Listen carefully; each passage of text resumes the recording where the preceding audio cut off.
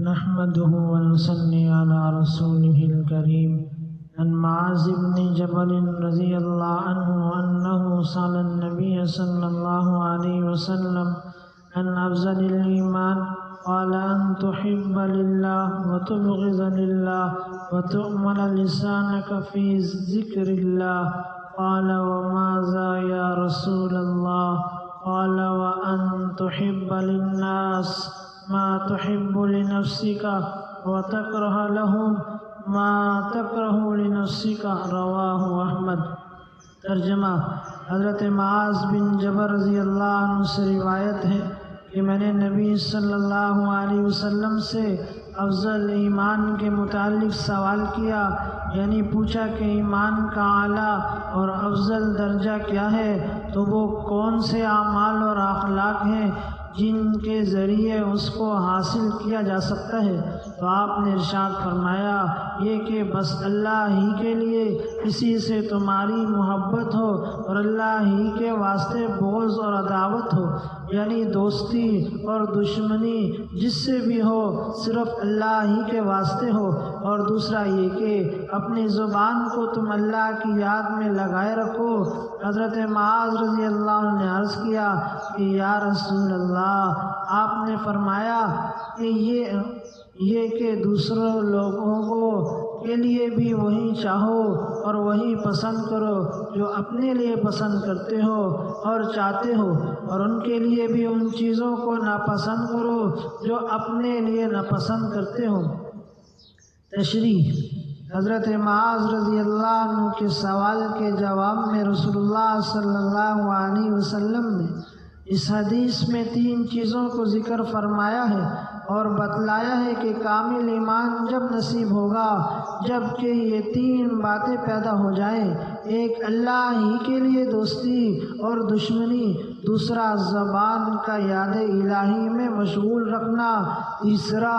بندگان خدا کی ایسی خیر خواہی کہ جو اپنے لیے چاہے وہ سب کے لیے چاہے، اور جو اپنے لیے ناپسند کرے وہ کسی کے لیے نہ چاہے۔ اگلی حدیث: عن ابی ہریرہ رضی اللہ عنہ قال قال رسول اللہ صلی اللہ علیہ وسلم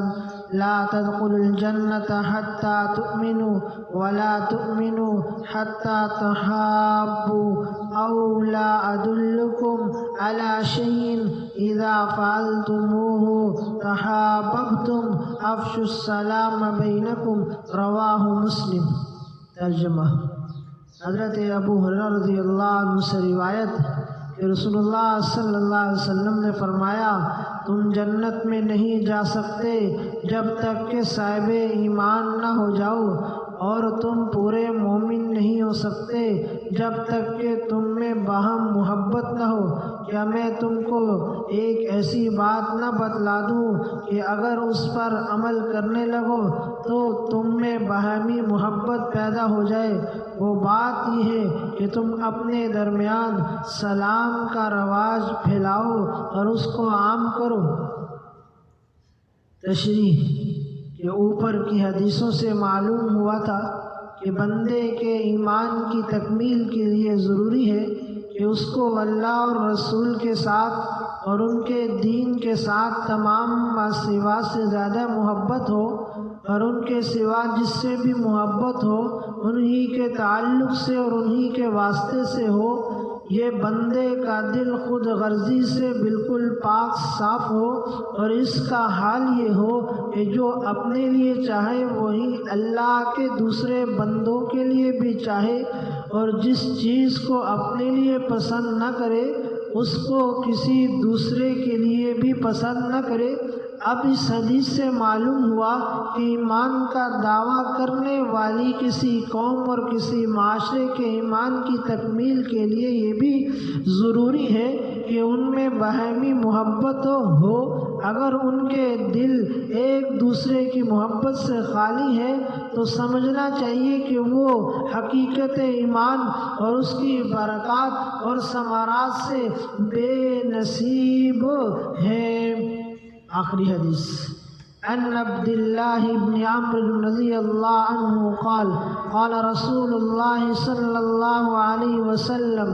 لا يؤمن أحدكم حتى يكون هواه تبعا لما جئت به رواه البخاري في شهر السنة. ترجمہ: حضرت عبداللہ بن عمر رضی اللہ عنہ سے روایت ہے کہ رسول اللہ صلی اللہ علیہ وسلم نے فرمایا، تم میں سے کوئی شخص مومن نہیں ہو سکتا جب تک کہ اس کی ہوائے نفس میری لائی ہوئی ہدایت کے تابع نہ ہو جائے۔ تشریح: مطلب یہ ہے کہ حقیقی ایمان جب ہی حاصل ہو سکتا ہے اور ایمانی برکات تبھی نصیب ہو سکتی ہے کہ آدمی کے نفسی میلانات اور اس کے جی چاہتی کلی طور پر ہدایت نبوی کے تابع اور ماتحت ہو جائیں۔ ہوا یعنی خواہشات نفس اور ہدا یعنی انبیاء علیہ السلام کی لائی ہوئی ہدایات، یہ دو چیزیں ہیں جن پر خیر اور شر کے سارے سلسلے کی بنیاد اور جن سے انسانوں کی سعادت اور شقاوت وابستہ ہے۔ ہر گمراہی اور بدعمالی اتباع ہوا کا نتیجہ ہے، جس طرح ہر خیر اور ہر نیکی اتباع ہدا سے پیدا ہوتی ہے۔ لہذا حقیقی ایمان جب ہی نصیب ہو سکتا ہے کہ ہوا کو یعنی اپنے نفس کی چاہتوں کو خدا کے یعنی اللہ تعالیٰ کی طرف سے آئی ہوئی ہدایات یا و تعلیمات کے تابع کر دیا جائے، اور جس نے خدا کو چھوڑ کر اور ہوا کی غلامی اختیار کی اور بجائے ربانی ہدایت کے وہ نفسانی خواہشات کے تابع ہو گیا، تو گویا خود ہی اس نے مقصد ایمان کو پامال کر دیا۔ قرآن پاک میں ایسوں کے متعلق فرمایا گیا کہ انہوں نے خواہشات نفس کو اپنا خدا بنا لیا ہے۔ أَرَأَيْتَ مَنِ اتَّخَذَ إِلَٰهَهُ هَوَاهُ، کیا تم نے ان بدبختوں کو دیکھا جنہوں نے اپنے نفس کی خواہشوں کو اپنا معبود بنا لیا۔ دوسری جگہ فرمایا